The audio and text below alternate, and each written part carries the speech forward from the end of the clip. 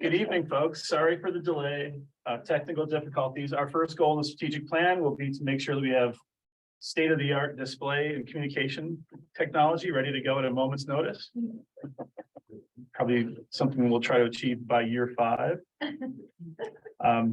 So we've been looking forward to this night to have a chance to share work that's been going on really over 3 years now. So what we're going to do this evening is we're going to take you through a presentation, sort of sharing what we've done so far, explain what the structures are that we have at work right now that are attempting to develop the strategic plan, and then sort of where the points are for the public to become involved. And we'll end with an exit survey. We hope to get some input. Input from our stakeholders has informed the process to date quite a bit, and we'll share how. But first, I'd like to sort of introduce my partners in this enterprise. And if we can just go around the table and we'll do introductions. Hi, I'm Rick Johnson. I'm the Dresden chair. I am Ben Keeney, the Hanover School Board Chair. Jay Adams, superintendent. Tom Camden, the Norwich School Board Chair. And right there, I'm the director of the Student Services in school district. So each of our board chairs and rep have been working as their other job has been to chair our subcommittees for the strategic plan. And so we have an academic subcommittee that Ben chairs, and Rhett and Lisa Christie have chaired the student support subcommittee. Tom has handled facilities, and Rick has done organizational effectiveness. And so when we get a little further into this, they'll each share with you where each of those subcommittees are so far. But I just I'm going to try to share my screen, and hopefully your technology will cooperate.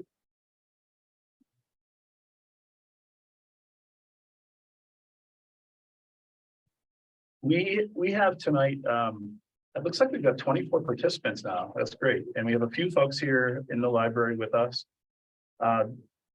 That's not quite as many people as even stood on the design team for the portrait of a graduate, but we really are hoping to get more and more public participation. I'm going to take you through really quickly a set of slides that we use to explain this process internally. At each juncture so far of the work that we've been doing, we as committee members have thought, oh, we need more input. It's a lot to put on the shoulders of a handful of people to try to determine the direction of an entire school system for the next 5 years. But we're doing it. So we're working on a strategic plan right now because of a couple of reasons. We hope to develop a portrait of a graduate, or what we're coming to now regard as portrait of a learner, that serves the purpose of sort of our vision, that centers our work. And then the board will establish and approve ultimately some broad goals and some metrics, some outcome indicators, so that we know whether we've achieved those goals or not. It'll be the job of folks in the schools to develop the strategies to get us to those goals, and more on that shortly. So the why of this process, not only is it just good practice for any organization to have some idea of what its purpose is, where it's going, what activities it needs to undertake in order to achieve its goals and purpose. We have a statutory obligation as a board in the state of New Hampshire anyway, to fulfill our obligations as a board to develop strategies and goals for moving forward in the future. And in Vermont, there's a similar requirement for boards to engage in comprehensive planning. And so we feel like we'll be meeting both of those obligations through this process. But for me, it's school systems are really complicated organizations, and unlike maybe a private enterprise, there are, I don't want to say necessarily competing interests, but there are so many stakeholders, each of whom has a different perspective and a different stake in the work that we do. It's obvious for our students; they're here to learn. Our staff have a variety of roles to play in the organization and in their actual work with children. Our parents obviously have huge stake in the work that we do here.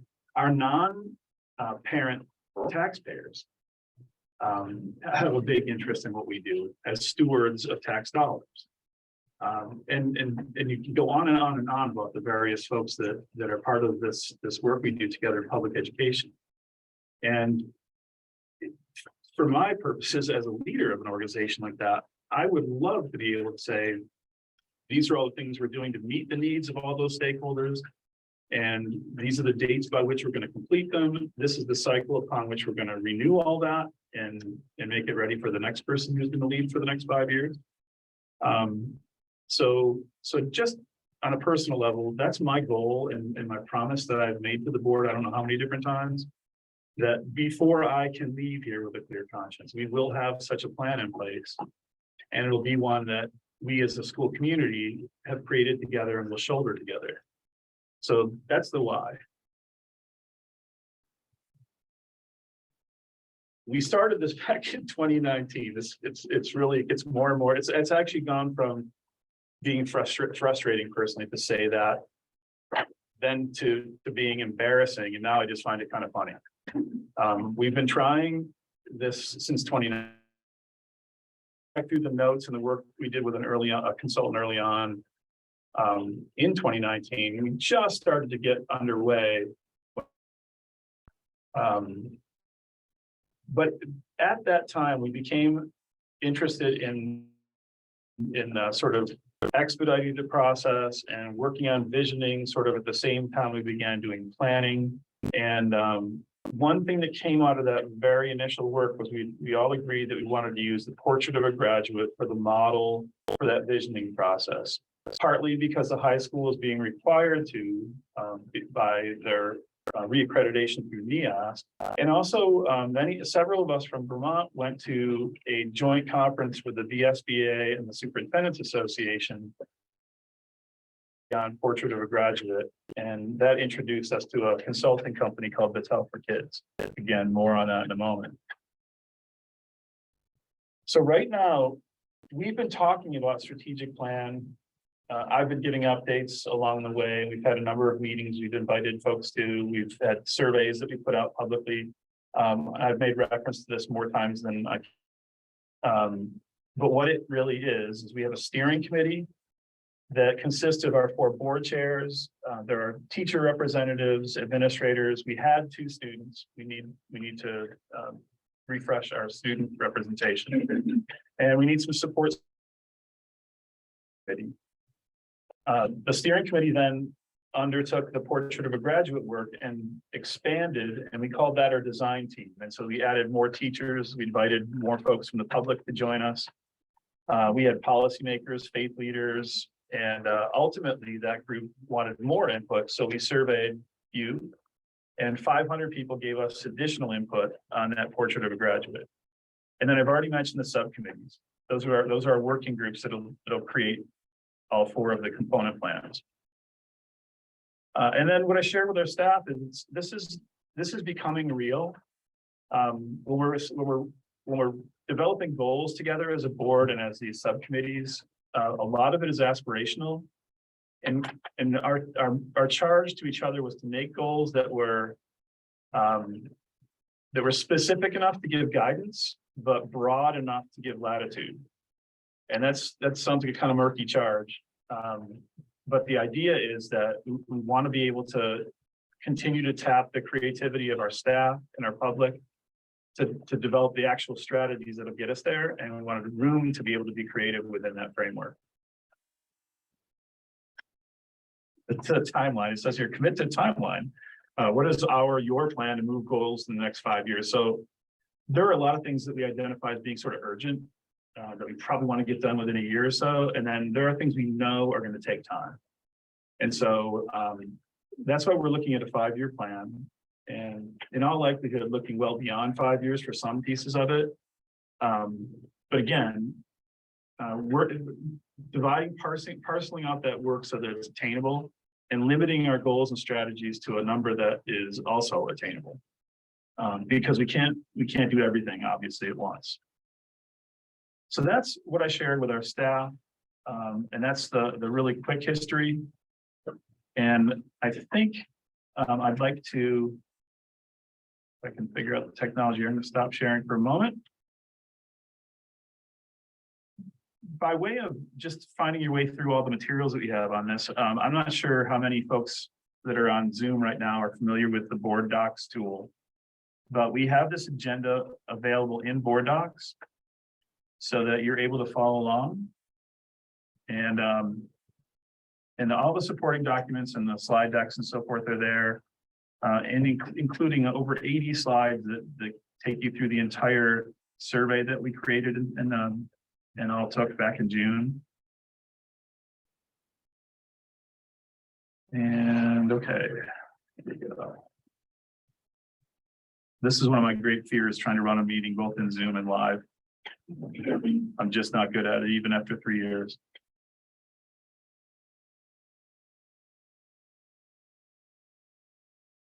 Okay, I've got another document coming up, just again, as more of a visual.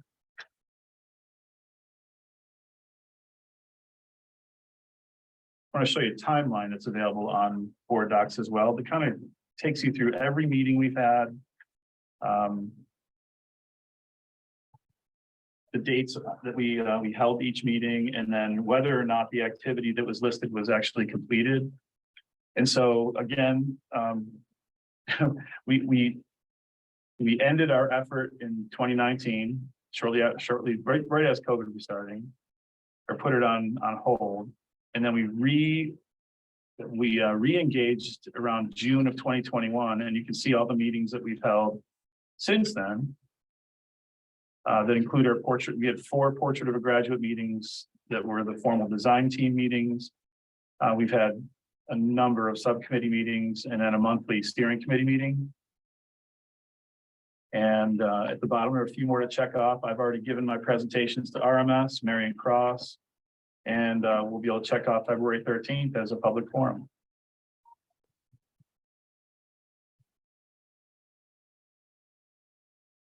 Okay, and I will change up and share one more document.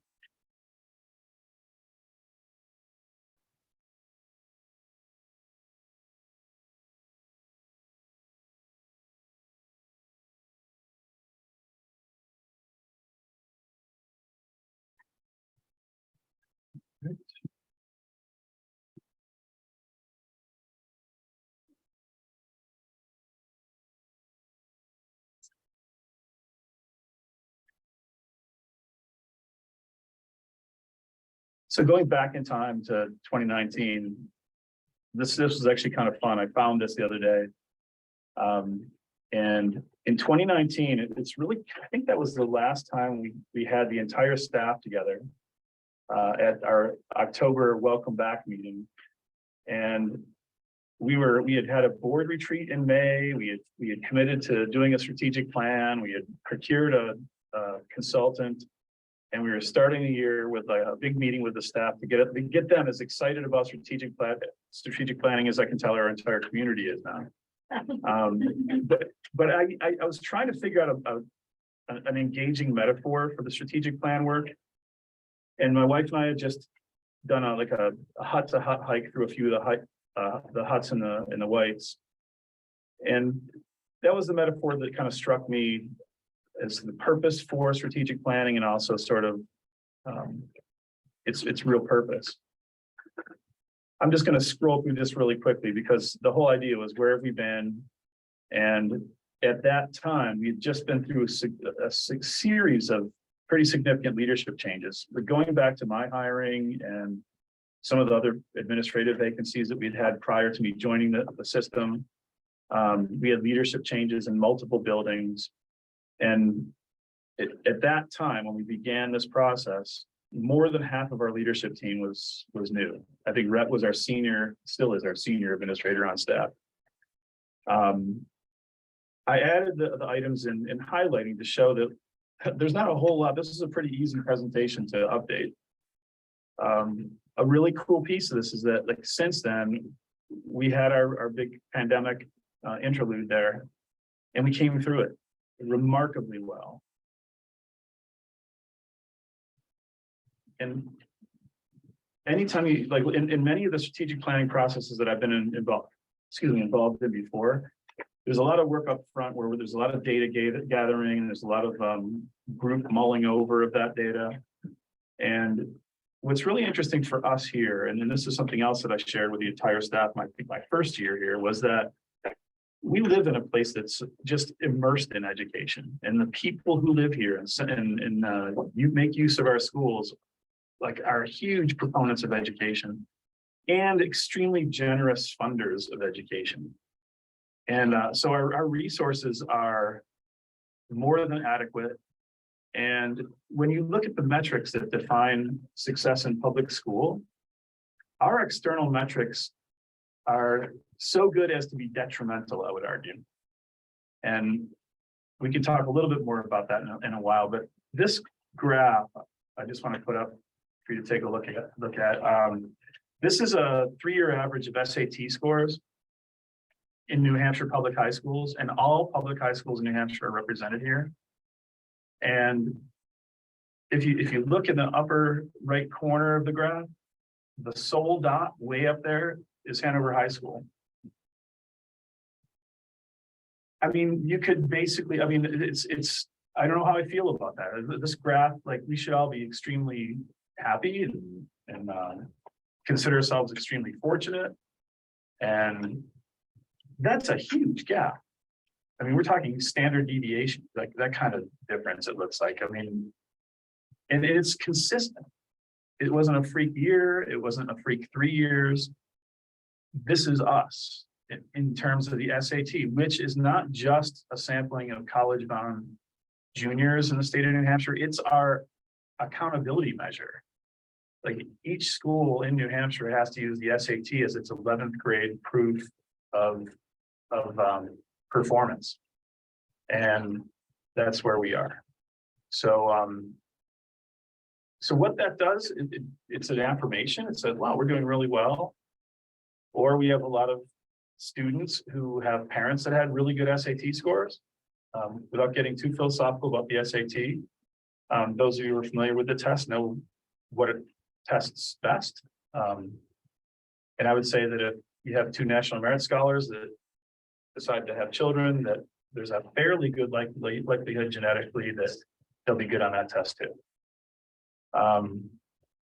But with that much of a difference between us and every other high school, many of which are located in college towns too, I mean, we're off the chart almost literally. And what that can do, though, is give us a pass. It's really easy to sit back and say, we must be doing such great things in our classrooms that we're head and shoulders above everybody else throughout the state of New Hampshire. And really, when you look nationally and compare those numbers, we're pretty darn good nationally too. We could call it a day. Whatever we're doing is working, right? But when you look more deeply,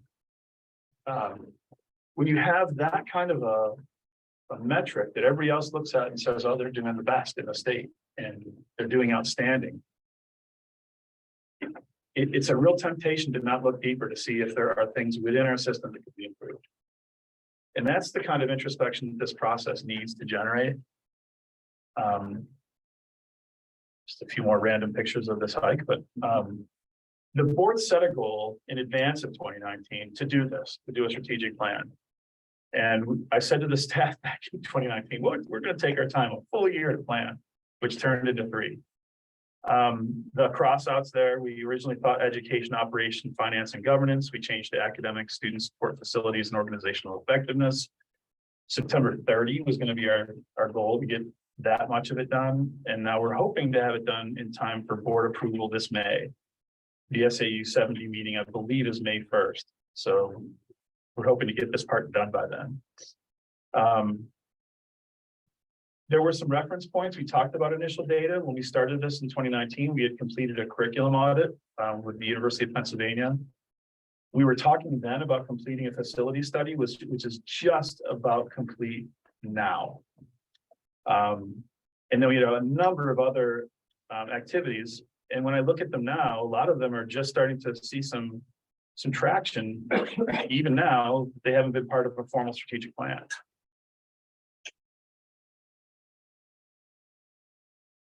And again, this whole notion, we pride ourselves on our democratic high school. And we have a real feel we've had ever since I got here. I sensed immediately that we had a really strong sense of trust in our faculty. There's been a lot of autonomy in the classrooms, and this effort, I think, for some people, threatens that autonomy. When really we need to take all that great creativity and that teaching talent and marshal it. And that doesn't mean micromanage it necessarily. That means we need to be pulling in the same direction. So I asked a few rhetorical questions here to help guide some of that initial thinking around the plan. And many of those questions are still ones that remain to be answered.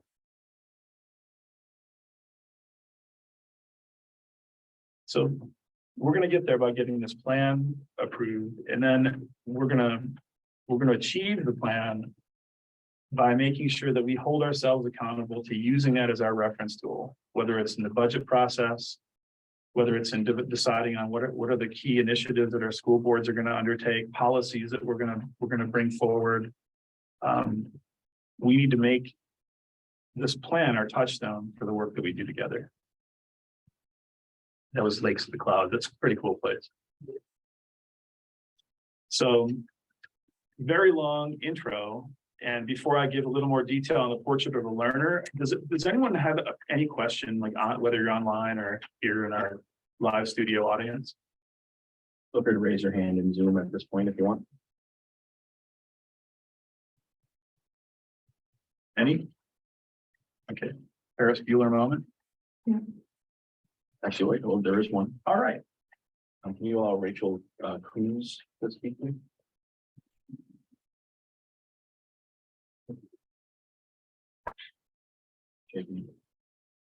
Let's see. You allow Rachel Coons to speak.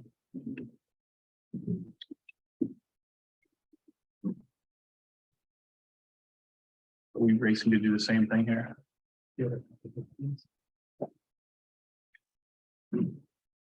There we go. Oh, looks like she just made a lower hand. She lowered her hand. She lowered her hand, okay. Rachel, I'm sorry if my technical clumsiness here deterred you from speaking. Oh, she is trying to talk. Okay. Rachel, can you try again?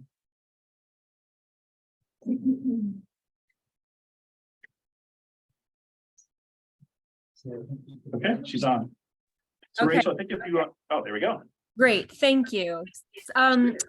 Hi, I live on Main Street in Norwich. I would love to get access to, at some point, maybe not tonight, more information about the curriculum review information with the University of Pennsylvania. I think that would be really interesting for us to just know more about what their general assessment was. Sure, we can do Again, that. That's yeah. Doesn't Yeah, have we did that, I want to say in 2017 or 18. And there's a presentation that we can put back up to refresh. And I'm happy to do that. Thank you so much. Sure. Thanks, Rachel.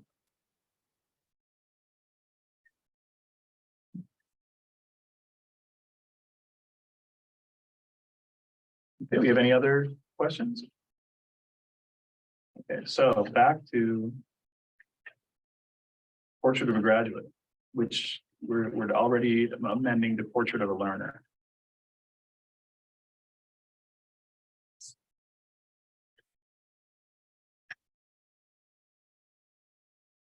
So when we began our work with Battelle for Kids, I mentioned earlier that this is a consulting group that does this work all over the country.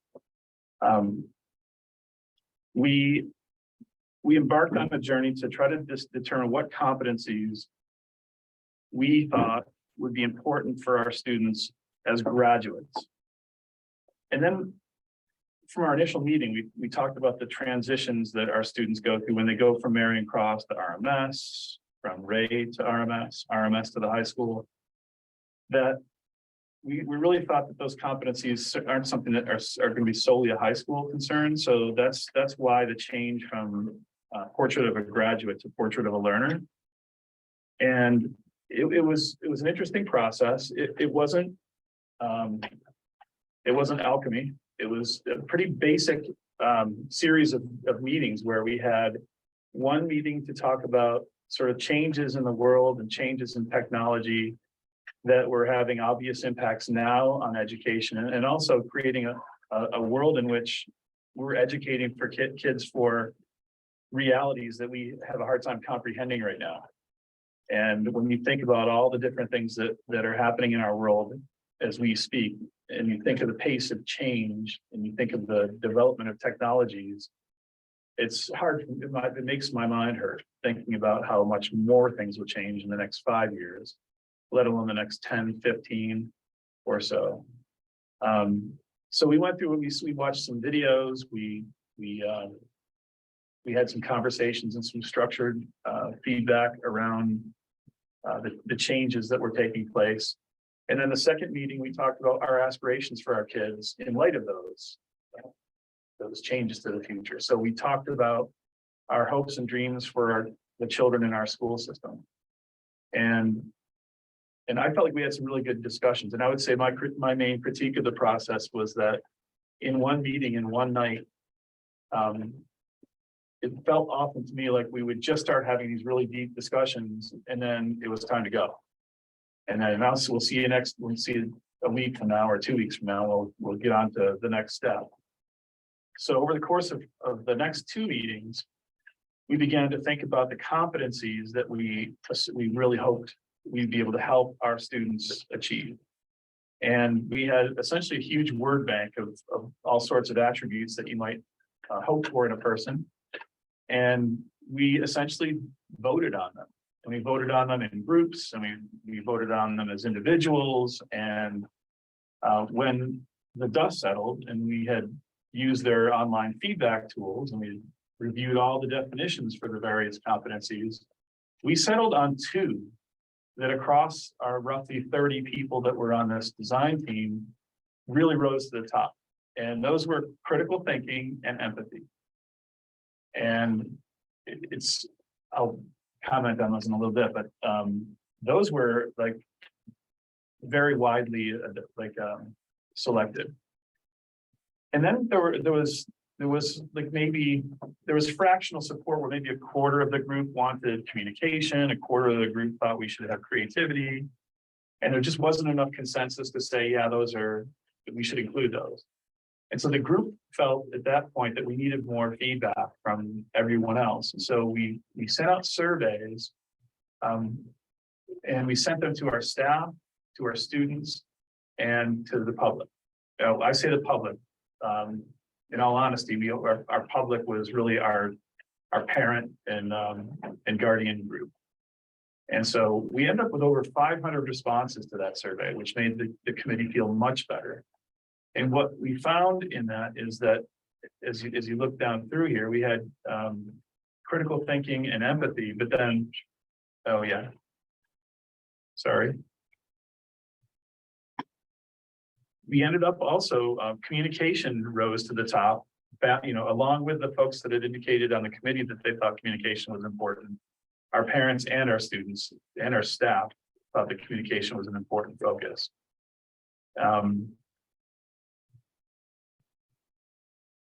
And what was really interesting is the students, and there were well over 200 responses to the student survey, or to that survey from students, and responsibility was really kicked up onto the list of priorities by them, which I thought was really neat.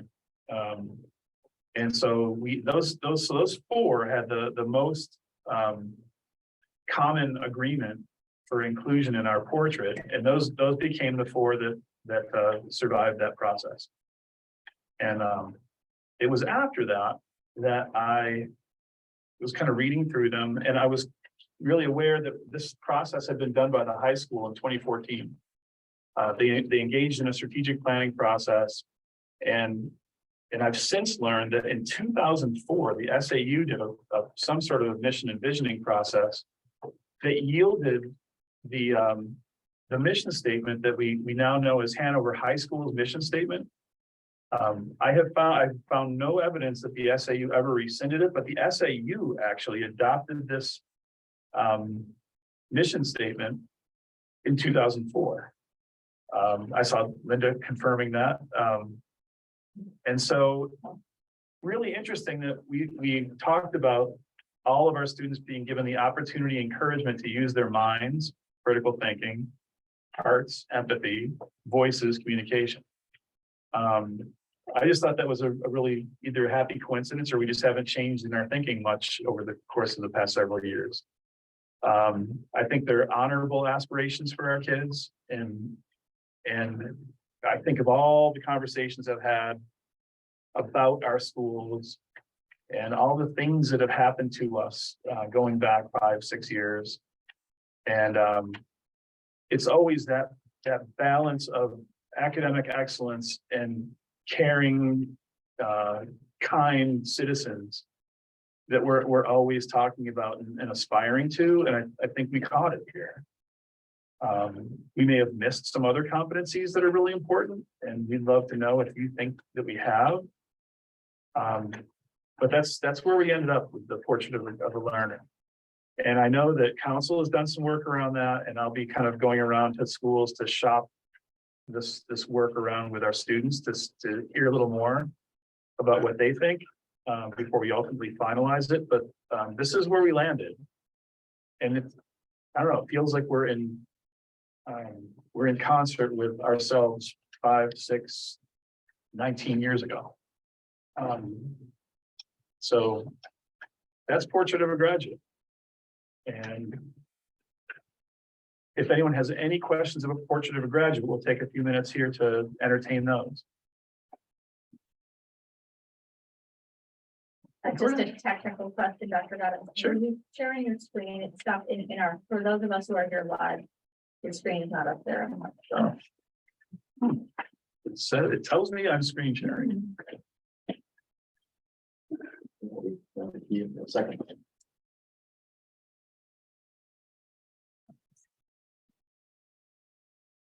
Linda, do you have a separate question?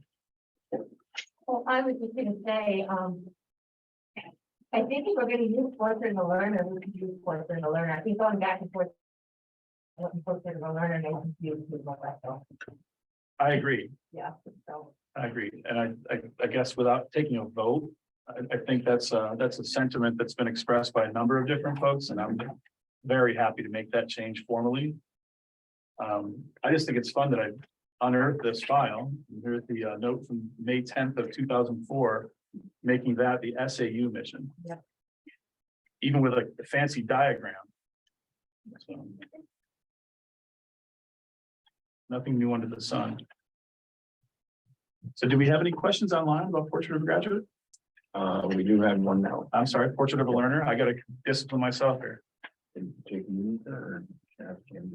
It's hard to share. I can stop the share. You make me a co-host. Thank you.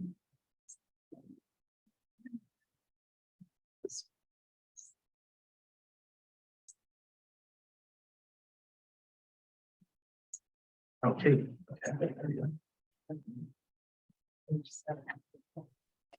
Hi, can you hear me? Hi, yes. Hi, Katie.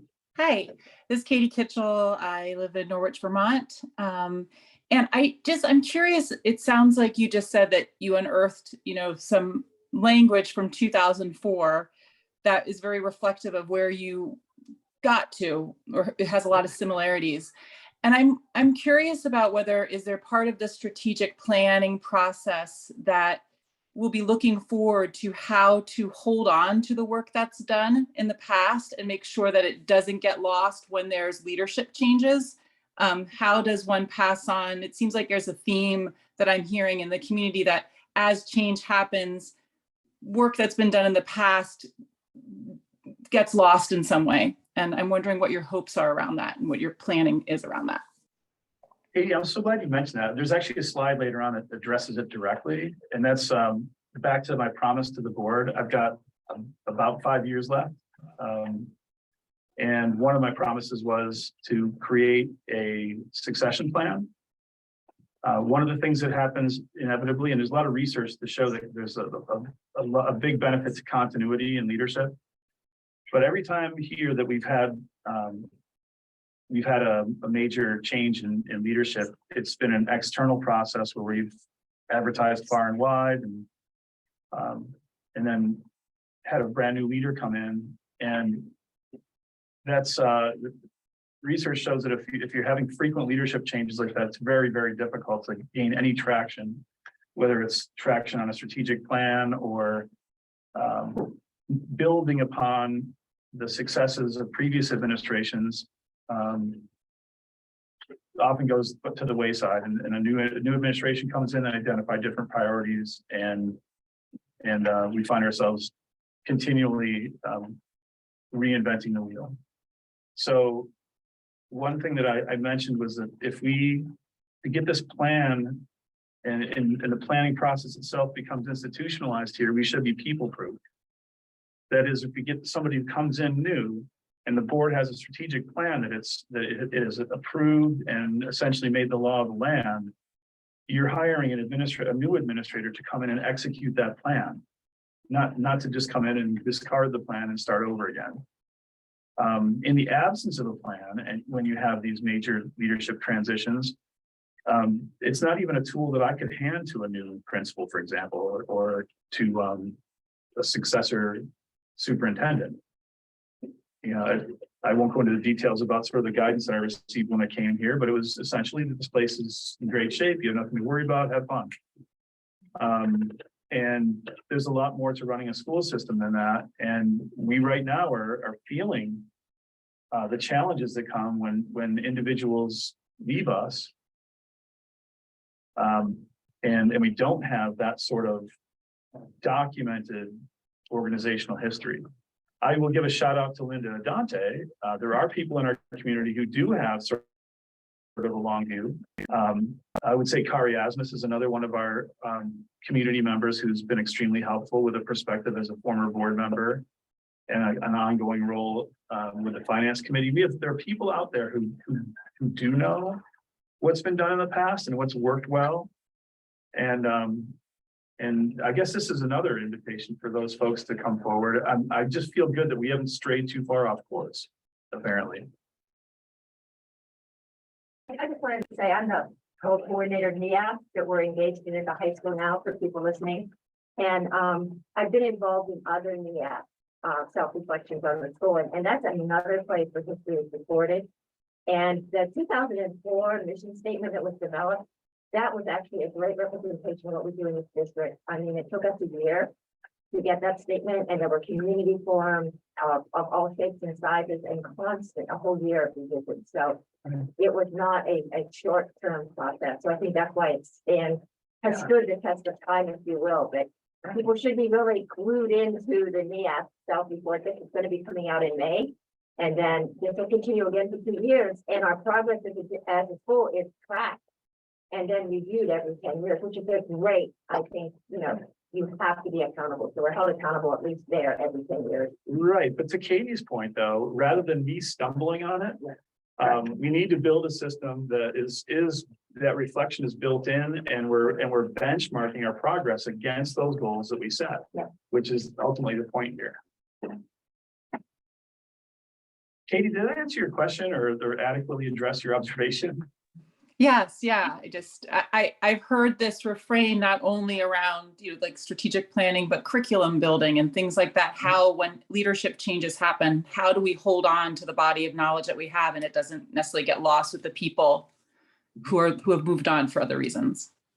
So thank you. And I'd say to that example, I would say one of the primary goal for the academic subcommittee is accurate documentation of the curriculum. Which was a finding. So the other person who asked about the Penn study, that was their number one observation, was just to do a curriculum audit was very difficult because of the wide variety of ways that our curriculum is documented, or the absence of documented curriculum. And so that's something that we need to make sure that we have on hand as well. Thank Any you. other questions? Sure. Hi, Jay and Yes. board members and guests. One of the things that I would like just to highlight is COVID. And we all know its unprecedented impact that it had on the disruption of everything and learning.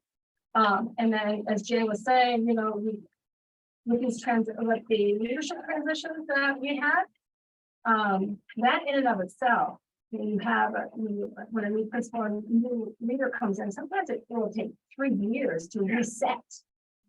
Then on top of that, you throw COVID in. So maybe now that we're 2 years out, people might be forgetting about COVID and say, why isn't a lot of this happening faster? I am massively impressed. We say that we opened the hybrid opening in September. We were one of the few schools. The way I took a couple notes, but I don't want to take too much time because I know we want to move forward, but I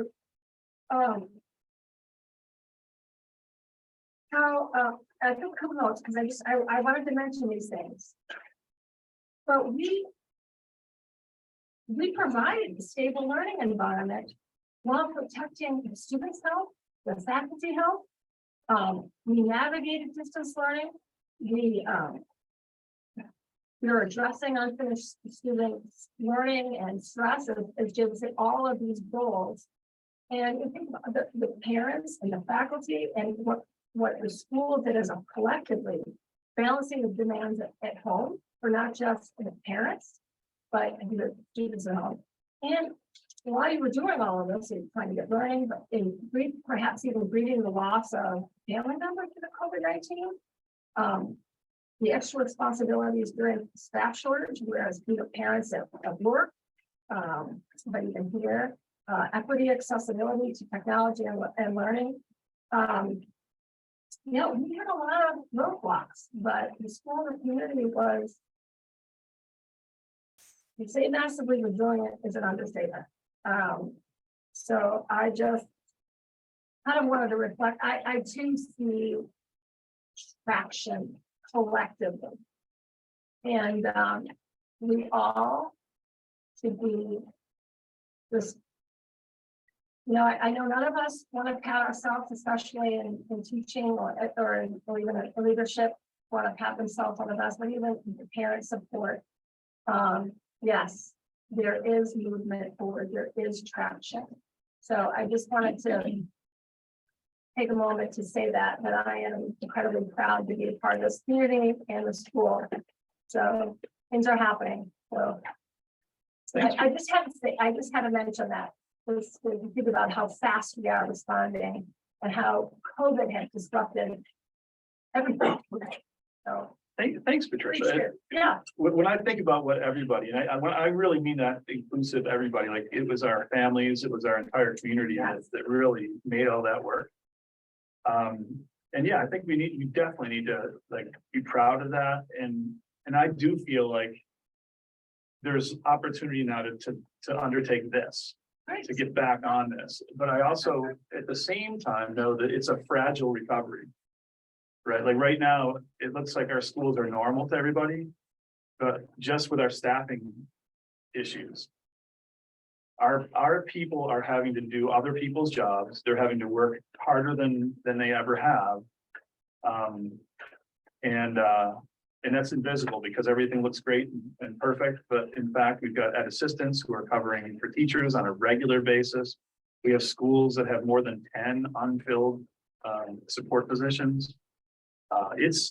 It's hard. And so to ask people for a little more bandwidth to think about planning is, I know that's going to be tricky, but we're going to be able to do it for several reasons. I feel like people are ready. They want to. They're tired of the holding pattern where we're just doing circles around the airfield. And I get a sense that people are interested now, where before it was too much to think about. I think there's also a growing amount of interest now because when people start hearing, well, the board's going to approve a strategic plan, that's when all of a sudden, especially those of us who work in the system, start to get really interested in this thing called a strategic plan. What are they going to tell us to do? And so I think there's a heightened interest from that perspective, which isn't bad either. We do need a work plan going forward, so thank We you. have a lot of massively talented senior faculty who have, masters in curriculum writing, who are very passionate, but they just don't stop. Right. And to be with, surrounded by, or even the new faculty come in, but there's a lot of mentoring, and teamwork. It's an incredibly special place to be. So yes, things are moving forward. So if there aren't any more questions or comments on the portrait of a learner. The other thing was really interesting is as our subcommittees did their work, they came to the same sort of sense that the design team did with the portrait work, that we wanted more feedback. We weren't getting people showing up at board meetings saying, hey, how's that strategic plan going? So we decided it was time to make a survey. And then, of course, each subcommittee wanted to get certain information. Since you're doing a survey, Ben and his team on the academic subcommittee were kind of spearheading this effort. And then everybody else decided they'd like to get a little bit of information as well. And pretty soon, the survey sort of is swelled. And how many items ultimately, Ben? Yeah, how many items do we ultimately have? 47. So 47 survey items, covering a really wide range of stuff.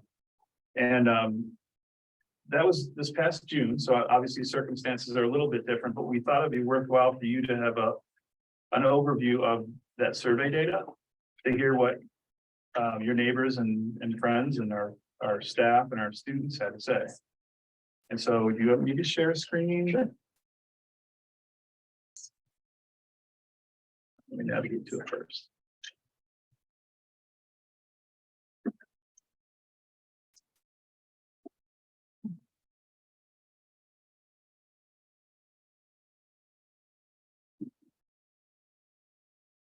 Jay, while you're doing that, how do you want to handle questions from audience members? So it's gonna be a lot. But we'll definitely leave time at the end of the survey discussion. And Ben, if a hand goes up, if you feel compelled up in on our Zoom audience, if an item comes up and you'd like to ask a question during the presentation, if you raise your hand, Ben, you can decide if you're at a point where you can take that question. Sure. Let me just get to that point. All right, so here we go. Ben, it's all yours. All right. Yeah,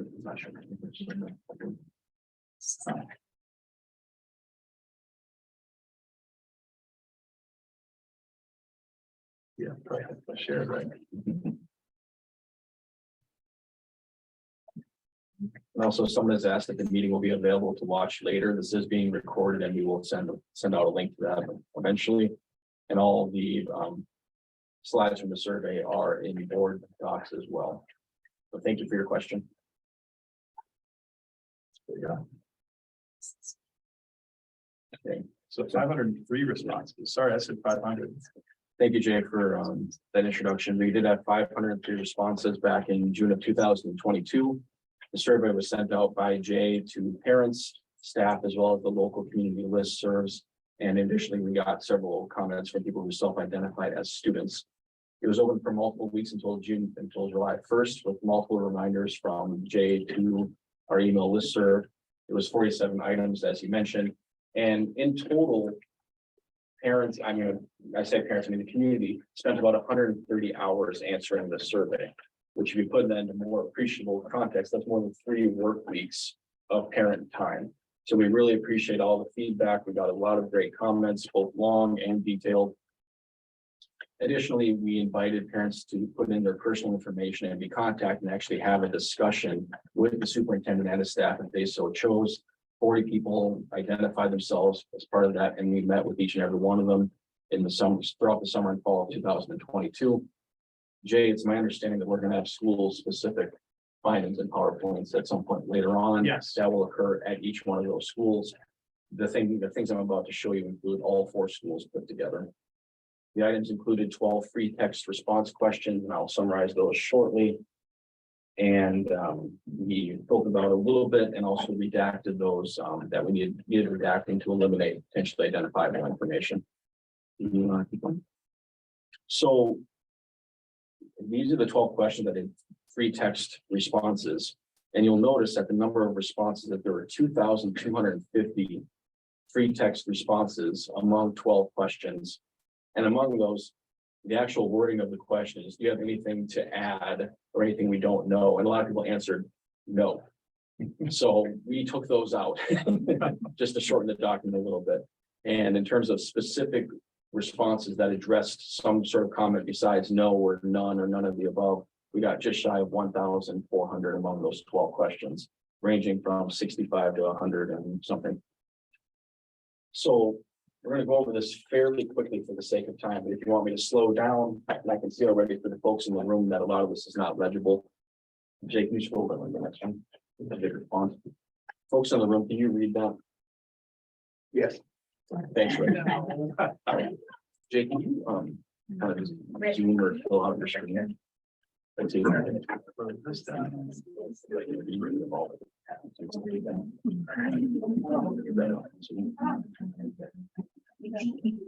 Yeah, I see folks in the room are shifting to sit right in front of each other. Read that PowerPoint.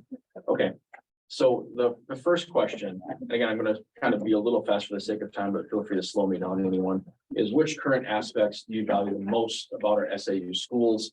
The top choices were in order. Overwhelmingly, number one was teacher and staff quality, where over 80% of all our participants said that that was one of their highest values. Followed a little bit by quality of curriculum and instruction. Does that help a little bit? Person, I can't quite get it on. I have to read your screen. Followed by the trickles down a little bit to access to student support services, as well as social cohesion and connections, and then followed by some other things. So Jay, can you scroll down? Yeah, really hard to get at everything. Sorry. I also want to mention that I crafted the initial wording of the survey. It was vetted and added and edited by all the board chairs, and we sampled it a little with members of the community who were survey methodologists and experts. So I put in this document a sample of both comments that I consider to be positive and negative responses from participants. All of the comments we got, which is approximately 90 pages long, we will provide to the community shortly. And it has been partially redacted in places where identifiable information was sat by Jay and myself working in tandem. So some positive comments about aspects that were valued by the community is some of the teachers are life-changing for the students. And I really value the culture of caring and community and the thoughtfulness that goes into considering the needs of all students. Conversely, we got negative comments such as much as I want to choose all of those, none are true, all caps. And academic excellence is very important and currently lacking. So people were not afraid to speak their minds, which we really appreciate. This is not meant to be a ding on anyone responding. This is to get a sense of the level of feedback we got. Our next question was, what are the biggest current challenges adversely affecting quality of life in our schools? A lot of choices here, and you can see on the top two, a little further ahead of everyone else, is the balance of time spent among academic, extracurricular, family, and personal activities, as well as student mental health and wellness. Notably, the third choice is everything feels just fine, which in a survey like this, where you get as one of your top three answers, everything is just fine. You can read that in a couple of ways. You can say, wow, that's our top three answers. We're doing an incredible job. Or you can flip that around for those who can read the percentages, that it's less than 20% say everything is just fine. Or you can flip and say 4 out of 5 people are saying everything is not just fine. So just like Jay was talking about, we have to make sure not to get complacent and to keep always trying to improve ourselves. A couple of additional highlights I want to point out is we often get dinged by the community rightly or wrongly. It's either having too much rigor or not enough rigor. Those are separate choices here. And for those who can read the print, not enough rigor was actually commented more often than too much rigor. That's a question where if you think it through, there's some high deviation among which school we're talking about. One school says there's way too much rigor. I think we all know which school that probably is, but just to make it clear, it's the high school. The elementary schools much more likely to say there's not enough rigor. So we hear that and we will get to that in school specific. comments. Some sample positive and negative comments on the challenges are, thank you for including lunchtime in the schedule. For those of you who have not been at the high school for too long, that is actually somewhat of a new change, which I still think is insane. Some folks love the counselors and the therapy dog. On the other hand, like someone in the audience mentioned, lack of curriculum and limited opportunities for advanced work are not available as much or are hard to find. And to please work on mental health, specifically at the high school. Seriously, this is urgent. Keep on going. Then we put a lot of free choice responses where we had sort of a bam, bam, bam intent of what do you think about this issue? Is it just right? Or is there too little of it, or too much of it? So on the graph, you see that in this slide and several boards follow, you want the middle one to be as high as you can, and the other ones to be as low as you can in an ideal world. So for the intensity of our academic focus, about a little over half say it's just right. Healthy proportion saying both too little and too much for academic focus. In terms of the intensity of extracurricular activities such as athletics and theater, just right is almost 3/4 of folks saying that's just right. And again, a smattering of too little and too much on both sides. Here that gets a little bit of a variance from the bell curve, the intensity and pressure to succeed. Less than half say it's just right, and almost half say there's too much pressure and intensity to succeed. That said, we still have 30 folks who say it's still too little intensity and pressure to succeed. If you're paying attention to the numbers, which are on the far right, in terms of a response rate, a sample size, if you times that by roughly 3.5, that's how much you get across all of our schools in terms of number of students. The amount of regular homework, again, just right, just under half, and about a third say there's too much homework, but about 1 in 6 say it's too little homework. Thank you. For time availability for the playground or recess or recreation, etc., just right, about 2/3 of parents feel that way. A little under a third say there's too little. And you've got to feel for those kids who have 12 folks to say there's too much recess, too much intensity, but those folks are out there. Time availability for lunch, kind of the same thing. Almost 2/3 say it's just right. Over a third saying there's too little time for lunch, and a smattering of folks saying there's too much time for lunch. And again, we'll give school specific graphs like this at a later meeting. For parking access and availability when needed, 4 people said there's too much parking access. But mostly it's just right and a lot of too littles. We hear you on that, and I personally hear you on that as well. In terms of DEI efforts, that was a big discussion at the time back in the summer. It still is today. And in terms of the amount of efforts we're putting into it, just right is well below half. It's about 44%, with over a third saying there's too little DEI efforts and almost 20% saying there are too much DEI efforts. For our sustainability efforts and environmental efforts, just right, over half, too little, about a third, too much, about 4%. And again, as someone already mentioned, COVID has kind of been forgotten about in terms of a lot of our collective conscious. It was much more of an issue back in June. And about 2/3 of folks said we were doing just about the right amount of effort for mitigation efforts. About a fourth said it was too little at the time, and a little under 10% said it was too much. We're going to get some variance on this selection. For general communication from the schools, about 30 out of 4, almost 75% of folks said it was just right. About a quarter said it was too little, and 9 people said there was too much communication from us. And we appreciate getting that feedback. For COVID specific communication, it went down a little bit, but it's still about 2/3 said it was just right for the level of COVID communication from the schools and staff. About a fourth said it was too little, and 7% said it was too much. Now, here you most, there's a big change here from the typical bell curve. And this is the first one where just right was not the plurality. Too little communication from the schools and staff specifically about your child had over half of respondents, including me when I filled out the survey. And almost half said it was just right. And 4 people said it was too much communication specifically about your child. In terms about the accessibility of the curriculum, again, a big healthy portion of too little, 41%. So there's not enough accessibility of the curriculum. One person said it was too few access, would be a typo there. And 60% said it was just right. For the availability of additional academic assistance, which we meant to say things like summer school, after school help, and within school help, about 61% said it was just right, over a third said it was too little, and a handful said it was too much. For the effectiveness of that assistance, it was 2/3 just right, a third too little. So that was a lot of things we threw out very fast, and we got a number of comments about that whole series.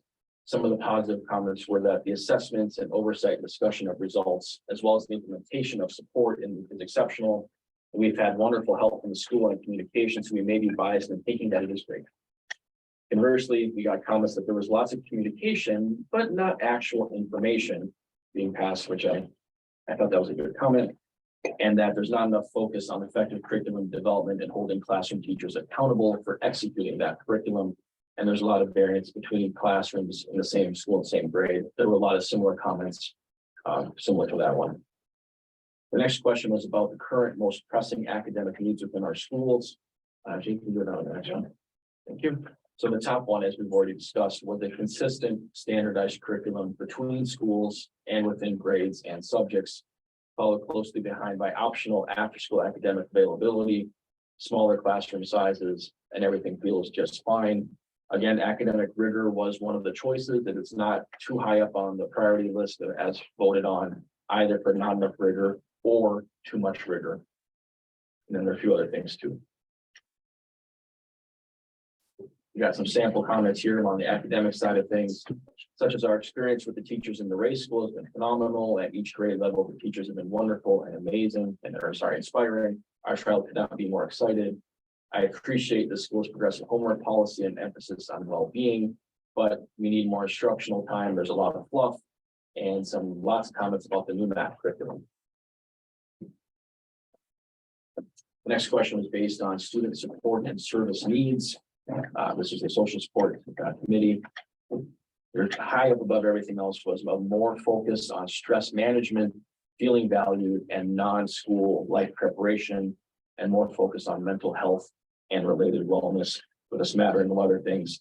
If you're keeping track of everything feels just fine, it is all the way to being in 7th place for this one, indicating there is a lot of things we can work on as a community and as an administration.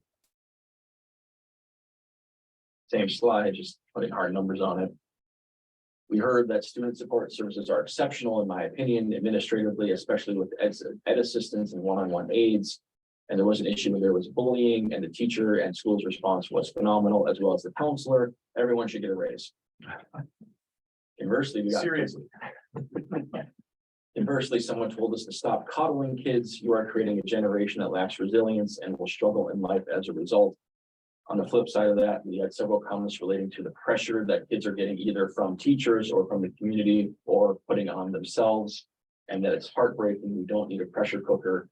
And I really like this quote: just because you get an A rather than A+ doesn't make you a failure, which we all have to keep in mind.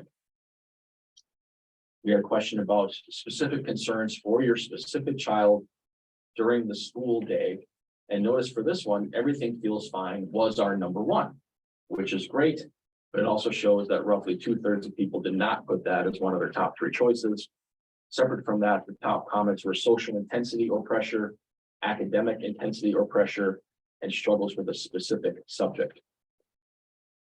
One thing I want to note is consistently in last place on this type of question was school-related physical health concerns, which is something that we want to always keep working on, but it was the least concern on these questions.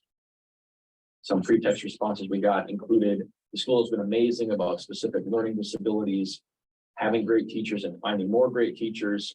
But we also heard about cliquishness, as well as boredom, lack of challenge, and my child's disillusionment with school because of lackluster, unaccountable teachers. So we are doing the best we can in all these, and we wanted to highlight that sometimes we're getting polar opposite responses on the same issue or same subject matter. For concerns for your specific child outside of the school day, top 2 by far and ahead were a virtual tie between not getting enough sleep, everything feels just fine, and a little bit after that, enough time for homework. Probably not too many surprises there. I think we all could use some more sleep, but we have to feel for those students. We had several comments about wanting to have the school day start later and end later, specifically at the high school. That said, we did get a few saying school starts too late. I'm not gonna comment on that one. We got some comments about doing a great job staying open during COVID, and we are fortunate. But we see more needs for high quality, affordable, and nearby after-school care. It's been hard to have play dates and meet families. There were several comments about that, especially for new parents in the early stages of COVID. Lots of pressure to do lots of extracurricular activities, which are often stressful and expensive. There's a hard balance, and it affects people if they're not participating, as well as the stress, which I certainly understand about. My kid has a runny nose. Is that COVID? Is it not? Do they go to school? Do they not? That's the right thing to do there. In terms of the physical environment, the top choices were more outside education, as well as improving indoor air quality and security measures, and everything feels just fine. We have done lots of work on that for the specific to COVID, which I can't attest to that specifically, but I know we have administrative folks who can. And we are working on the outdoor classroom stuff. And security measures we have several things in place, but for security reasons, we often don't go into public. We'll get into specifics about that, but we have many things that are there. High schoolers should get outside too. And the health and safety elements are being managed beautifully. But that said, we got a lot of comments about our athletic facilities. Drop off and pickup are often challenging, especially at the high school and the elementary schools. And some of you may have heard we have some septic issues. I paraphrased about 30 comments into the one who just had one word, septic exclamation point. I believe Thomas heard about that as our Norwich chair, so I'll leave that be. In terms of comments specific to transportation, arrival and departure, we hear a lot about this from parents at meetings and with emails. That said, it is good to hear that everything feels just fine as our top category. But again, noting that 70% of people did not choose that as their top thing. And other issues were including not enough parking at the schools. Schools should start later in the day, and we need different, more environmentally friendly buses. We do an amazing job coordinating transportation. The bus drivers are wonderful, but on the other, we get comments and complaints about specific bus drivers and the amount of time it takes to get to school, and the schools all starting at the same time, as well as people wanting a later start time. In terms of sustainability, not too much of a majority here. A lot of things of interest, including increasing renewable energy, preparing for and adapting to climate change, reduced energy consumption, and reduced waste generation. It's always good to try and find ways to help conserve. School values these things, but we got several specific comments and just a smattering of examples, including not using single-use cutlery, a lot of papers coming home. Where are all the solar panels? Why do you have gas buses and not electric buses? There's too many kids driving by themselves and septic. This one had a lot of comments on it. The question was, what are the most important large-scale initiatives in the next 5 years? And the top choices with a lot of variants, including introduce and expand additional practical subjects for study, such as driver's education, business education, and family consumer sciences, improvements to the existing buildings and grounds, school-sponsored sports and after-school activities, specifically at all the schools besides the high school, and before and after childcare at MCS and Ray. Notably, none of these seem important, either for budgetary reasons or everything feels just fine. We're very minor, less than 10% specific to this question. And for this one, because it was more of an open-ended, what do you think we should do? There weren't really many positive or negative comments. It was more just many great ideas. We had about 100, and there were too many put there, but we will be releasing the full PDF shortly. We also had some demographic questions that you can kind of see who people were.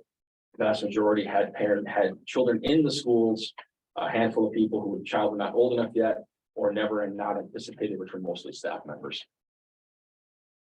In terms of the breakdown between schools, it roughly emulates the actual population counts of those schools, where Hanover High is the biggest school, Ray Elementary is the second biggest, and then Marion Cross and Richmond have very comparable numbers.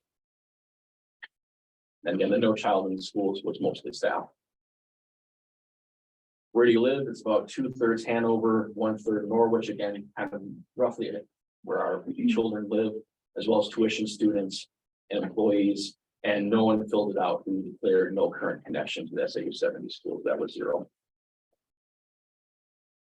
As we've commented about Hanover and Norwich having a focus on education, if you add up the masters and doctorates together, about 86% of all of our households have at least one of those in the household. That is obviously skews us from other communities and is something for us to note. We did ask about income and the breakdown. You can see the bell curve there. Our median income, assuming I'd rather not say, is back up the rest of the community, between 200 and 300,000 was our median. Again, that makes us a little different from a lot of other communities. It's something we can keep in mind. And about a fourth chose to not answer the question. Keep going down to the next one. In terms of self-declared race ethnicity for your child or yourself, if you do not have a child in the schools, a little under 3/4 identify themselves as white or Caucasian. 13% said I'd rather not say. You can see there were 4 other categories ranging from less than 1% to about 10%. Ethnicity is a separate question. We were trying to emulate within our counts roughly what the census does. And here about a little over 80% identify themselves as not Hispanic or Latino. Can you go down the numbers? About 4% identify themselves as Hispanic or Latino, and 15% said I'd rather not say. For the gender of your child, slightly higher females compared to males, 43% versus 41%. About 3% were identified themselves or their child as non-binary, and 13% were I'd rather not say. And that was all of our survey questions. So we threw a lot at you right now, very quickly for the sake of time. All of these slides are online. Our 3 text answers redacted are going to be available soon. Does anyone have any questions on those or needs me to go back to a specific slide? Either in person or on Zoom, please raise your hand. Jay has his hand raised. What's up, Jay? First of all, I want to thank Ben for all the work he did on this, both on the front end and as well as the analysis afterwards. There's a lot more. It's been disaggregated in 10 different ways for each item. And as the schools begin their more granular planning process, we were able, because of the way Ben has coded the data, to pull those relevant pieces out. And the one difference in particular that Ben noted was this idea that some people think there's too much rigor at their school and others think there isn't enough. And that really does break down very clearly by school.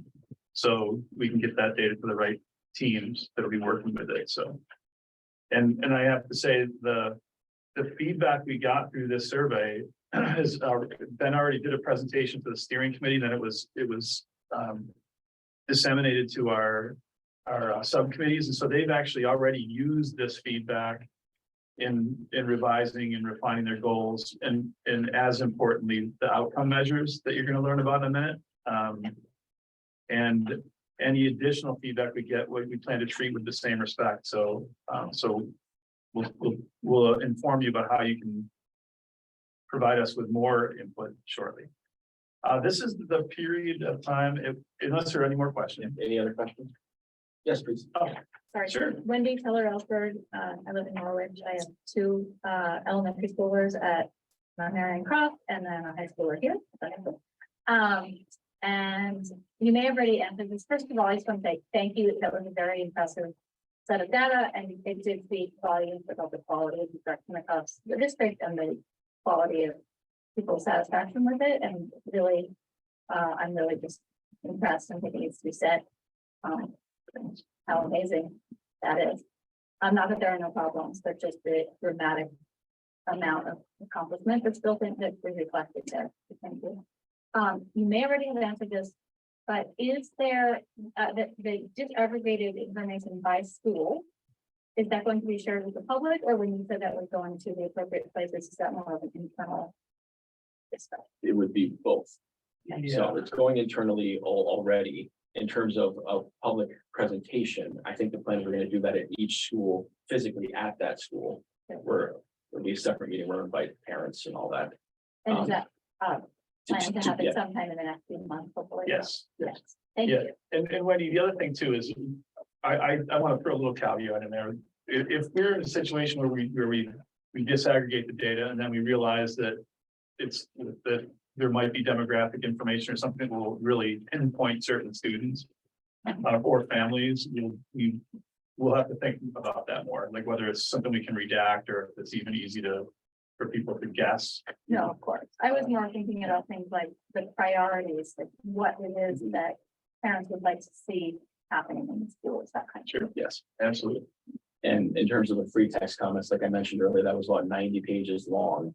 And Jay and I have already redacted it so that there'd be, as far as we can tell, working together, there's no possible way to identify an individual student or parent or teacher within that document, which we'll send out, I'm assuming, very shortly. But you clearly worked many, many hours on this project. Thank you. I think Jay and I met in person. I think we had 5 2-hour meetings. Yeah. About the survey. Thank you so much. Sure. Another question?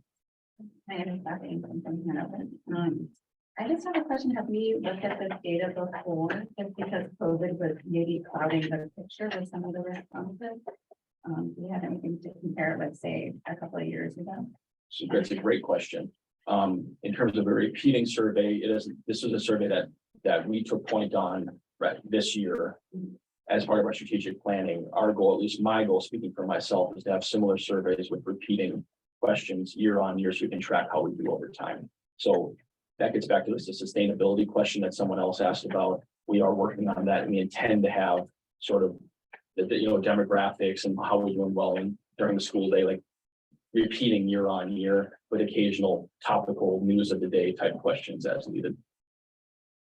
Yeah, and Beth, the other thing that we're looking at is, well, there was a large scale survey done like this when the high school did its strategic planning process. I can't remember if it was completed in 2014 or if that survey was administered back then. I reviewed that survey, but we didn't use it as a comparison point. And that was targeted specifically at the high school.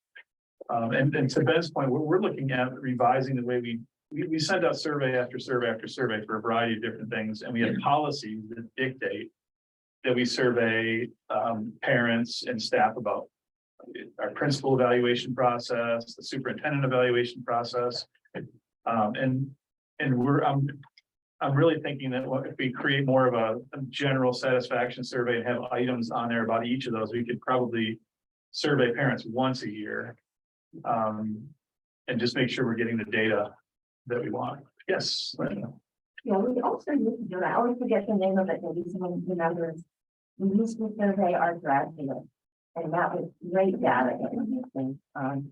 Yeah, and that was very helpful. So, because once they're out of college, a lot of times you get the baby back on what they got or didn't get, you know. Right. That's very helpful for me. Yeah, I need to work with guidance department to figure out whether that's still happening or how we're doing that. I don't think we do it. It's really, that is really interesting data to use, and then I get asked for it a lot, actually. And then I wanted to mention one thing when I was listening to some of those points and comments that I know a lot of people forget that not all of Hanover and FL have fiber optic cable.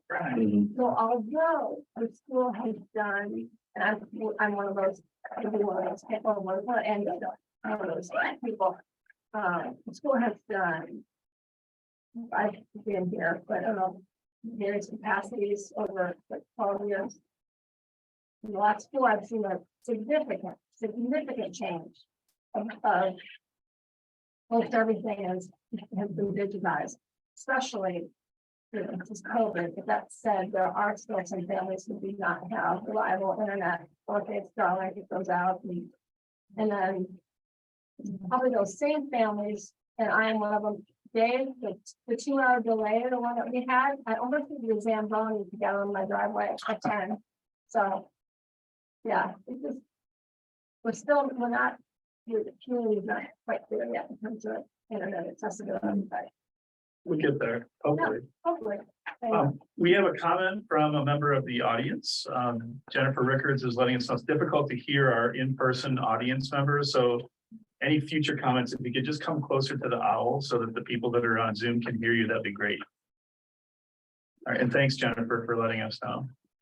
Any other questions specific to the survey, either in person or online?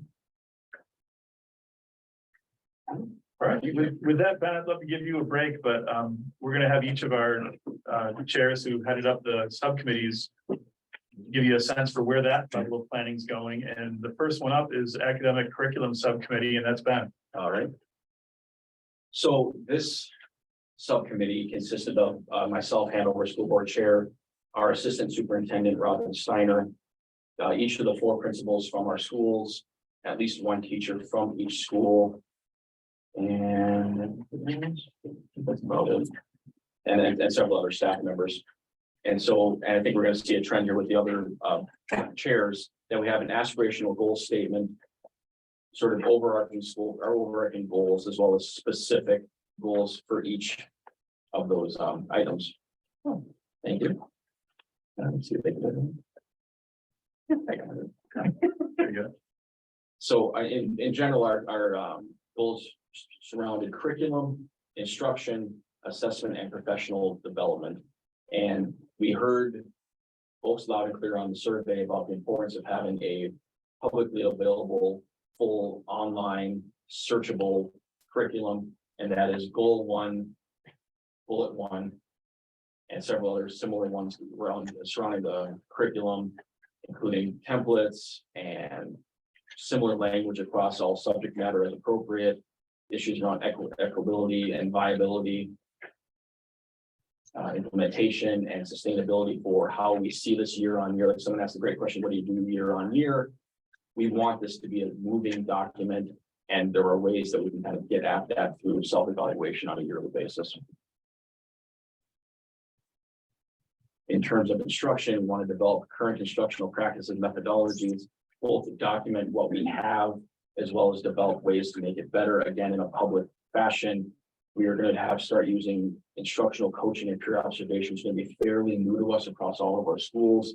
That's part of our evaluation committee work, which we've also been working on concurrently for a couple of years. Increasing the use of different modalities across all classes as able to help all of our learners who learn in different ways. We want to support that and not push people down into one, kind of putting a peg in a square hole situation. Similar things with assessment, including developing a system for the secure digital collection of these data and other data, creating multiple types of assessment, making things as student-centered and balanced as possible, as well as empowering our staff to seek and get the professional development that they need and develop their own strategies based on established best practices and align it with what the school and the individuals involved want to do. So the specifics are on board docs. I don't want to bore you with the line by line for several pages. Sure. We are getting feedback already. Yes, on we are. these. And so the educators out there in the audience, when we say best practices, we have a lot of folks that have already asked the question, which best practices? So that level of planning will be what happens next. You already went through the goal 4 piece? I believe so. Personal development. All right, so Lisa Christie and Rhett Derrick had spearheaded the student support subcommittee, and Rhett, you can kind of take us through that. Yeah. Great. So we met 4 or 5 times across last spring and this fall. Now we had one community discussion in May of 2022 to additional feedback. Our members included school board members, school counselors from the various schools, myself, coordinator of student services in Marion Cross, 2 students of middle school and high school age, a coach, and we had a community mental health provider as well. And really our initial task was to try and come up with what do we mean by student support. And we kind of came around to all things that are non-academic, that are a part of the student's life as a student. And so looking at athletics, extracurricular, co-curriculars, programs for students with disabilities, mental health and wellness, and it got really broad. And so we try to balance that by going really deep initially, which was a mistake. And so we need to do these specific things at this school and show that all students, this program. And we found a balance eventually, which brought us to our goals. Again, looking at higher level goals for schools that implement. And I think what was helpful for me to think about is when you look at some of our report cards now for our elementary schools, they have things like, learning behaviors or work habits. They're not reading, writing, math, but the other aspects of what it takes to be a good student. And so being respectful, being able to self-regulate, cooperating with others. Those are things that we're more explicitly teaching now as part of our school. Elementary schools have responsive classroom, PBIS, as well as advisory. So we're embedding a lot more of those social, emotional, student support, full student aspects to our program. So goals that we. I just want to point something out, Red. I wanted to call you folks out as the overachievers of the group who actually took the time to link your goals to the portrait of a graduate competencies. The rest of us will do that afterwards. So the goals that we came up with, that all school programs, academic and otherwise, are accessible to all students. So not just academics, but also like facilities, co-curriculars, ensuring that what we teach in our classroom has multiple means of accessibility for students who may have print disabilities, dyslexia, they're able to access the same text as traditional readers. And provide purposeful and intentional social emotional learning, as well as mental health, and physical wellness. Third, just ensure that our policies and procedures, this is a school board and district wide endeavor, but they all reflect on the social emotional needs of our students and have review, ensure we're staying up to date with best practice. Whatever.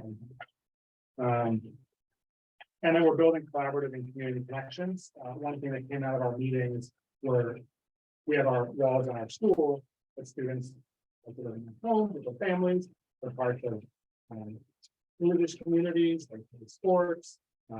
It's a much larger community than just the school. And so reaching out and connecting with community mental health providers and other people in the community that can both benefit our school, but that our students can also be benefit to. And so forging those connections, whether that's through experiential learning opportunities, high school has an extended learning program, and bringing people into the school and also having ourselves out in the community. Great. And I see you have quite a few outcomes. That's where, yeah, and there were more, but you narrow them down. But those are really, again, those will be our measures when we look to for schools. And how do we want them, how do they want to implement these goals that we've developed? Right. And just to be clear, this team went ahead and actually had recommended strategies. So they started doing the work that we're going to be doing next at the building level. So we didn't throw that away when we made the document uniform. We just took those off and set them aside. So we'll make sure we return those to their owners. We had representatives from each school, so they were eager to say, "Oh, we should do this." Yeah. We had to. No, that's good. We're looking big right now. We're Right. into the details. But you're ahead of the game, so we'll expect that you're ready in like early April instead of May 1st. Lots of things to be excited about. Yeah. All right, Tom. Well, it's hard to follow some of the achievements. I did lead the facility subcommittee. Lead is too strong a term because we had a very good strong subcommittee, which was made up of folks from across a number of different areas and had some good support from other board members, from Martin here included, Garrett Fong, who was there also in this capacity as the chair of the president of the advisory committee, Robert Stevens, and then Jamie Teague, obviously, is the administrator and overseer of so many things I can't even name them here. Tony Daigle, our head of facilities, and then a community member, John Law, who has expertise also as the head of facilities down at Simon Pierce. So a bit of a smaller group, but a really good bunch of folks who have vast expertise in this type of area. And we've already spoken to a lot of things that showed up in surveys and more than just separate idea notes came up. But we took a broad overview of the facilities and grounds throughout the district here and came up with 4 goals. And the overarching idea too, that comes out in the measurable outcomes, I'll address in here too, but with our 4 goals, we focused in on the curricular and extracurricular needs within the district and how the facilities and design can help to achieve those. Obviously in this area and throughout the world, there's a need to embrace sustainable measures, which was very much at the forefront of thinking when we were going through our assignment of the goals here. Because we need to ensure that upgrades are tied to budgets. And then creating a safe, secure, and healthy environment rounded out the facilities going. We realized early on though that it has been such a long time that we've done any strategic planning throughout the district here that we definitely needed to conduct facilities audit that was across the district, taking into account everything we've done at all 4 schools, otherwise we would have that one. I think that was just that one thing here where there would be individual niche interests at each of the various schools. I think it's one that has some separate needs that others don't necessarily have to address at this point in time. But that facility audit has actually almost been completed, is my understanding. I have not been briefed out yet on the results of the audit, but those are coming soon, and they're starting to get briefed out to our administrators here, and that's going to provide a tremendous amount of information that will help us prioritize what is on there here. In terms of the measurable outcomes, we went back to a lot of the things that the board members, community members, and administrators here knew to address, and was reinforced by what we found in the results of the survey here. Our measurable outcomes in goal 1 include adequate space to provide meal preparation and dining needs. We certainly have needs in those areas both here at the high school and over in Park Square. A lot of it was also in terms of what we just gone through with reference to COVID and our experience with the pandemic. Adequate spaces throughout the room and playgrounds. A need for we've been very fortunate in this district to keep up student populations, and that we need to continue to meet student capacity needs as the district stays at regular enrollment rate and grows over the future. Technology needs, which have already been referenced, both here in schooling, this one across the district in terms of networking and the types of technology we're able to provide our students and our faculty and staff. And then, as came up in the reasonable access to parking, we just certainly concern across the district here. Sustainability, obviously referenced earlier, and I think with 3 of the questions that we had in the survey here will help us better understand how you can approach that. That is going to be something as well that comes out of the facility budget, because of the specific reference that we requested of the auditors to look at the best way to take time, sustainable options that we move forward and to consider needs of the district, whether it's building out the playgrounds, whether it's enhancing kitchens, or whether it's looking at transportation needs that we can do better to reduce our carbon footprint there.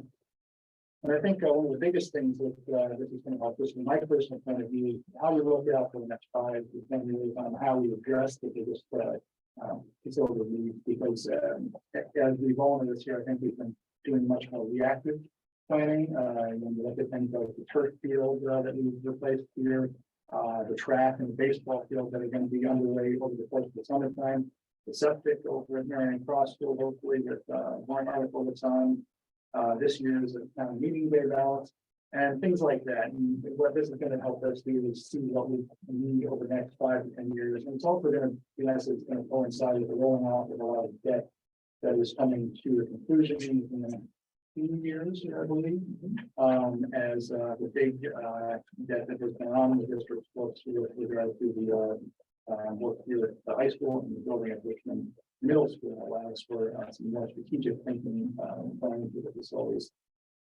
planning with these next period of time. And then the 4th goal is just to make sure that we're keeping up with our state and system audit and regulation. I think that really rounds it up. There's a lot coming, and that's pretty exciting too. To see if we can do improve upon our facilities here in the district. Great, thanks, Tom. And just be assured that results of that facilities condition assessment are in. There's one more piece that they're doing, which is a sort of a space utilization component.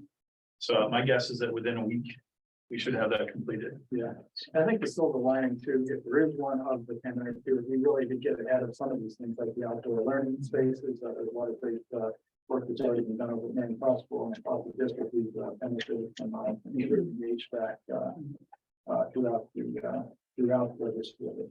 So we've got a little bit of a jump start there, but it was really going to be nice to hear what next steps we recommend from the audit. That's great. So Rick, you get to bring us home. So I led the organizational alignment and effectiveness committee with Jay and Jamie Teague and Amy Pullman, who's our HR rep or HR Coordinator. Yeah. coordinator. And we're kind of still waiting for the other groups to finish up. We're kind of the skeleton that everything else hangs off of. So we're not as far down the road. We kind of know where we want to go, but we're waiting for the details from the other groups. Our aspirational goal to ensure that the leadership, governance, financial, and administrative function of our organization support the attainment of the academic, student support, and facility goals established in this plan. So we're looking at administration will review and align all our structures and processes to improve efficiency and effectiveness. Our HR department will support the continuous improvement of our organization through recruitment and retention of highly qualified employees. We'll improve our community and stakeholder engagement. Financial and asset management will support the implementation and attainment of all our goals. And then our goals are listed here. Board meetings will be more focused and efficient. That's kind of my number one goal. Board, central office, and school administration initiatives will be aligned with strategic plans, goals, and will have specific strategies, outcome measures, and budgetary consideration. We're going to get a legal review to take a look at our governance structure to see if we can streamline it and make it more effective. As many people probably are aware, we all sit on 3 school boards. So we sit on the Dresden School Board, Hanover School Board, and SAU School Board, and Norwich sit on the North. So that's 3 meetings a month, plus all the other committee work. So we're trying to figure out how we can make it a little more streamlined, maybe cut down the number of meetings we have to attend. We're going to look at leadership development and succession plan to ensure that as people leave or retire, that we don't come dead in the water. We have a couple of key individuals that work at SAU that if they left, I think we all recognize we'd probably be in big trouble. So we're trying to figure out how we can ensure that doesn't happen. We're looking to increase our diversity, stability, and job satisfaction. Trying to maintain our accurate job descriptions and document ongoing operations and procedures. We're going to try to engage and expand our communications beyond our regular school board meetings, trying to figure out how we can be creative to get input from our towns, our parents, our students, and any other potential stakeholders, plus our staff and our faculty. And then financial and asset management will be aligned with our goals. Our building staff will develop continuity plans and provide appropriate cross training, and our business office will be reviewed and optimized. Not too much. All right. So thanks very much. So that's it. That's as far as our proposed draft goals right now. I mean, notice documents. That's where we are right now. And so our idea is to, again, subject these goals to scrutiny, whether it's from students, parents, the general public, and really hammer them out. But I think the important thing for us all to keep in mind, I think, Tom, you mentioned it, this is what we're putting on paper right now, and circumstances can always change. And if this process becomes institutionalized, the contents of that process can change to meet new circumstances. So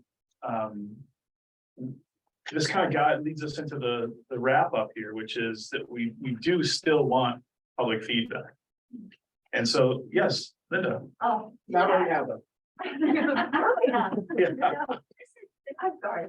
I've been just dying to ask this question because I'm here at the request of the environmental club in the high school.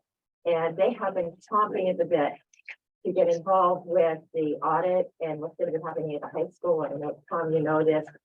And I promised I'd ask this question because they're looking for when their best entry is into the conversation. I'm sure as many others are. You know, so I think some thought about that. They're not going to go away, but they want to be there in a timely way to help sort of, you know, work with. And they have a climate action plan and they're thinking about toilets and disposal of waste and everything else. So, So and the septic system where So- they have presented. So thank you very much. And you can assure them that their climate action plan was actually requested by the folks that are doing our net zero audit. As well as survey. People took the survey and said, where is it? What's going on with the CAP? Yeah, so essentially this meeting is that kickoff. It's like, okay, so once we get these broad goals, we're gonna need your students' help to figure out how we get there. And so the process at the building level, developing strategy is gonna be where those concrete action steps are developed. Thank you. Sure. We also have a question from the audience. Jocelyn, can you unmute yourself and go ahead? Hi, this is Jocelyn Meyer. I live in Norwich on Beaver Meadow Road, and I have 2 children at Marion Cross. Thank you for this incredibly comprehensive presentation. It's unbelievable how much information and thought has gone into this. So I just wanted to appreciate all of the effort and how detailed this presentation has been.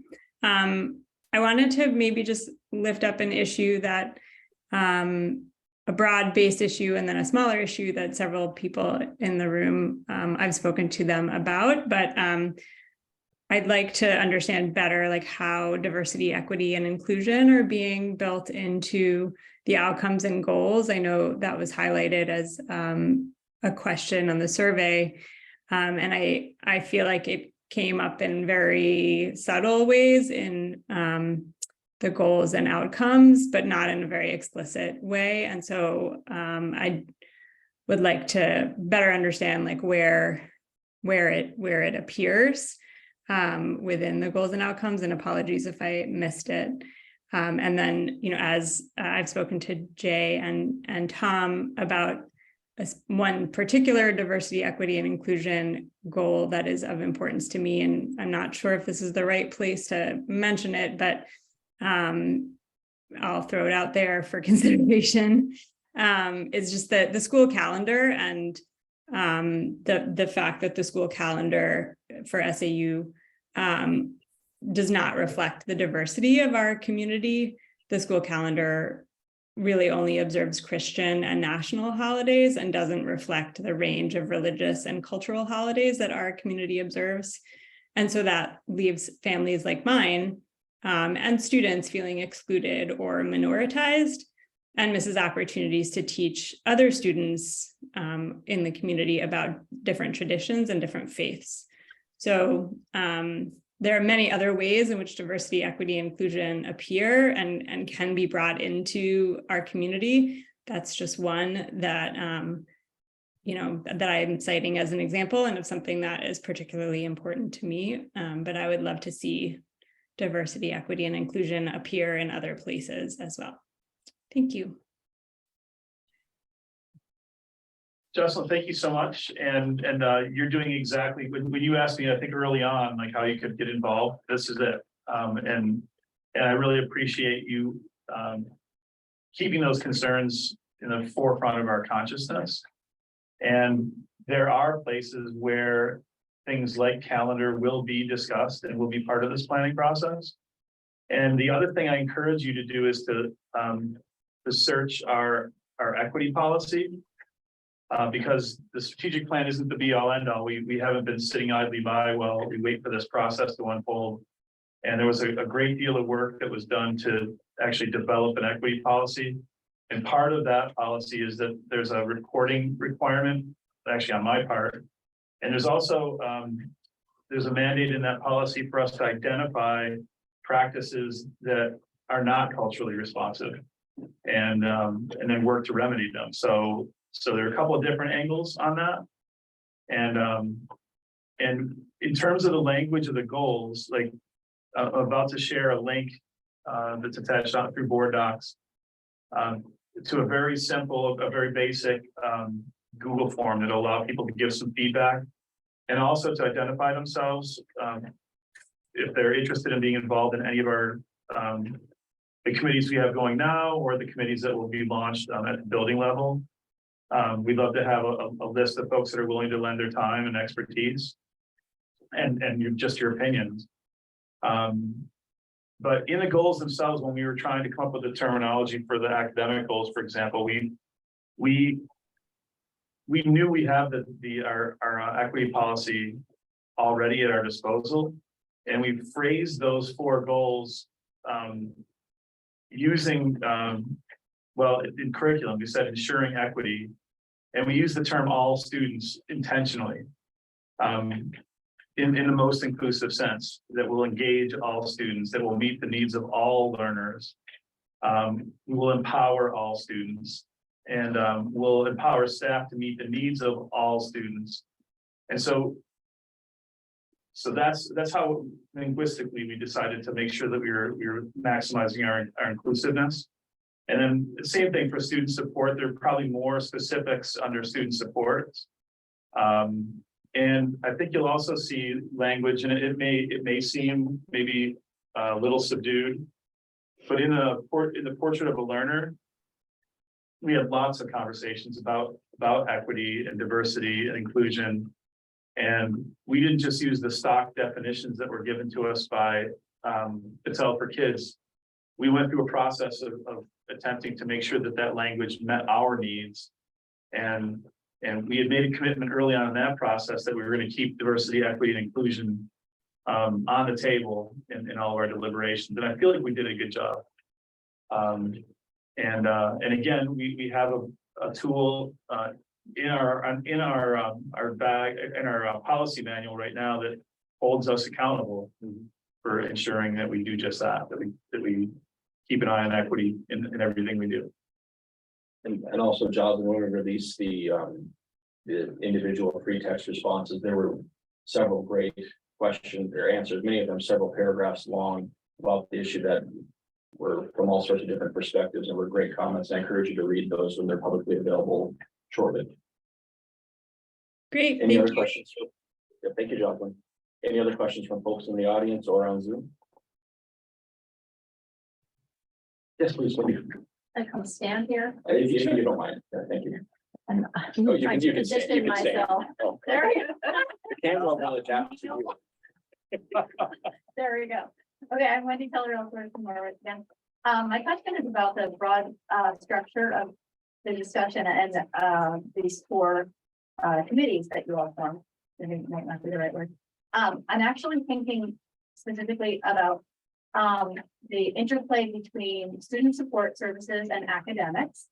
And my question is, when it comes to children who learn very quickly in a particular area where differentiation is needed, but not to add supports so that they can understand or access the curriculum, but instead to maintain a challenge for them, does that fall more under student supports, making curriculum accessible to students, or is that more of an academic thing?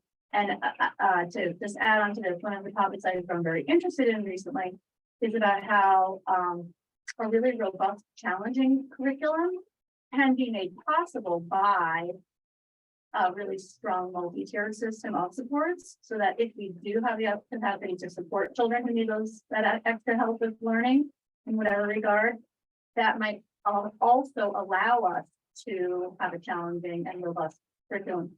Sometimes I worry that those two can be pitted against each other, or can feel like it's really hard to do all of it. So I just wanted to throw that out there for that discussion, like what is the root dynamic when you're thinking about keeping a robust curriculum and also meeting the needs of learners who need extra support. Thank you. So Wendy, thank you. I feel a little bit like you an audience plan, but I'm not. just, well, I just wanted to say, like I said before, like people haven't been sitting idly by while we're waiting for us to get going with this planning process, and we've had several folks very recently participate in an MTSS training. For those of you who aren't up on your education acronyms, it's multi-tiered systems explored. I don't see those things as butting up against each other. Because we're going to maintain our steering committee, the function of that steering committee moving forward is going to be to make sure that the goals and the outcome measures that we have for each of the subcommittees don't conflict. So we'll be making that turn. So far, it's been processed and trying to get all this stuff down. And that committee will be a standing committee. And I see it being more of an accountability group, like moving forward, but my hope would be that we maintain that committee and that becomes every bit as important as things we do like CSDC, which is our committee that oversees staff development. There could be no committee, I think, more important than making sure that we're actually meeting the goals of our strategic plan. So There are a number of topics that kind of dance between these, like when people ask about the later school start times, that's a little bit academic, a little bit facilities, a little bit social emotional learning. And the steering committee helps us hone in on those issues when there's not necessarily conflicting, but more several aspects that we can focus on. And there were several comments in the survey that sort of addressed the different tier system, both pro or against. A number of people setting the effect of bring back gifted and talented programs or whatever they're called these days. A number of people saying we need more honors, we need less honors. It's putting too much pressure on it to even have something called honors in the first place. And many comments and several different perspectives on that, many of them polar opposites. And I don't want to keep harping on the point, but I really encourage everyone, the programmers included, to read all the comments we've got, and they are going to help shape our opinions in for years to come, probably. So it's exactly 8:30. I know we started late, but doesn't mean we can't finish on time. The next steps for the 16 of you that are still online, and those of you who are here, and anyone you can tell, recruit. There's a Google form. You actually have to get on Board Docs. As it stands now, there's a link on where it says exit survey. Hopefully that works. Again, I don't claim to be a technology expert, but I put together the form and I set it up so that people outside the organization can get to it, I hope. On that form, we're looking for some general feedback about the strategic plan, and then some little more specific about items that you think should be kept or considered, maybe aren't necessary. But then beyond that, there's some questions about whether or not you'd like to be involved. There's a place to put your contact information. And we will get in touch with you if there is a specific part of the plan or a committee that you're interested in helping with. We got one last question or comment from Tracy, who says, a big thank you to everyone on the various committees. Your work is appreciated. Oh, So thank you, Tracy. I want to thank all of you. It's not until we put this together and just presented this, it doesn't seem like we've done that much, but it's been a lot of hours of meetings. And it's been a long time. So thank you all. We don't need a motion to adjourn. We can just leave. Everyone get out. Thanks, everyone. Thanks for those of you on Zoom, and thank you.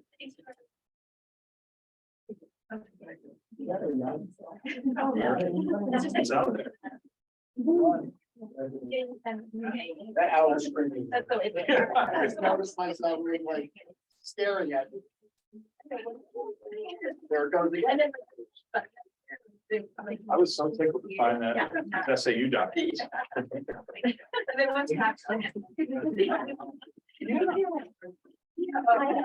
do you say?